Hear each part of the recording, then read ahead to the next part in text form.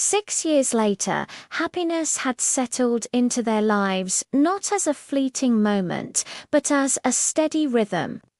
Alexander Bedford no longer counted his blessings in achievements, schedules, or pristine order. Instead, he measured them in laughter, in the sound of small footsteps racing down the hallway, in the joyful chaos of voices calling out "Daddy" all at once, and in the quiet certainty of a home that was no longer just a refuge, but a deliberate choice. They had 4 children. Alexander Jr., 5 years old, was solemn and observant, a miniature version of his father.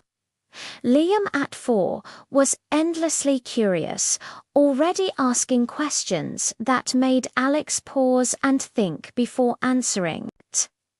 And then there were the twins, Adele and Adeline, 2-year-old whirlwinds of carrot-haired curls, mischief and laughter. They were unmistakably their mother's daughters, filling every corner of the house with their radiant light. Dolores Bedford had transformed into the kind of grandmother she had always hoped to be. She adored her grandchildren, of course, but it was her profound love for her daughter-in-law that surprised everyone, including herself.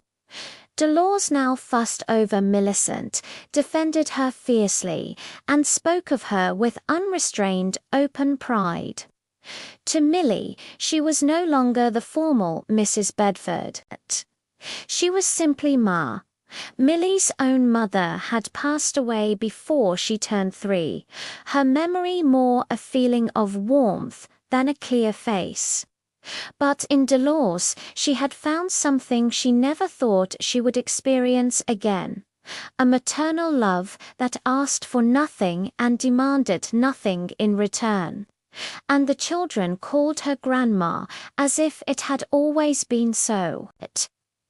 Alex never missed a chance to say "I love you." He would say it in the kitchen, in passing.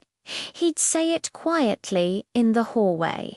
He said it before leaving the house and again the moment he returned. Often he would kiss her when he said it softly, unconsciously, and every single time, without fail, Alexander Jr. would wrinkle his nose and declare, "Yuck." Alex would just laugh and kiss his wife anyway. Millicent no longer toured. She wasn't chasing stages, contracts, or the thunder of applause anymore. Instead, she chose when and why. She shared her voice. Once in a while, without any announcement or fanfare, she would release a new song. It would appear as a quiet upload on her social media. A track placed gently on Spotify and iTunes, never promoted, never pushed. Yet the music always traveled. Her releases were bought and streamed as if there were no tomorrow. Word spread not through flashy headlines, but through pure devotion from listeners who had grown with her, who understood that when Millicent sang now, it wasn't to be seen, but to be felt. She never talked about the streaming numbers or the sales figures. Alex noticed them, of course. He always did.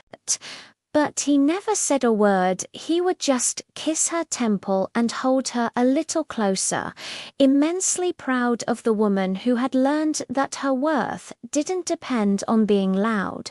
Most days she taught. She coached disadvantaged children in voice and music, children whose own fear and hope mirrored her own once fractured beginnings. She taught them about breath, control, and confidence. Most importantly, she taught them that their voices mattered long before the world ever decided to listen. In the quiet moments when the house finally slept and the noise of the day had softened into the hush of night, Alex would pull her close. He'd rest his forehead against hers, as if still marveling at the incredible life they had built together. They hadn't been saved by love. They had grown into it. Not perfect, but finally, completely whole. If you loved the story of Alex and Millicent, subscribe to the channel. This is the concluding part of this unforgettable love story. Thanks for watching.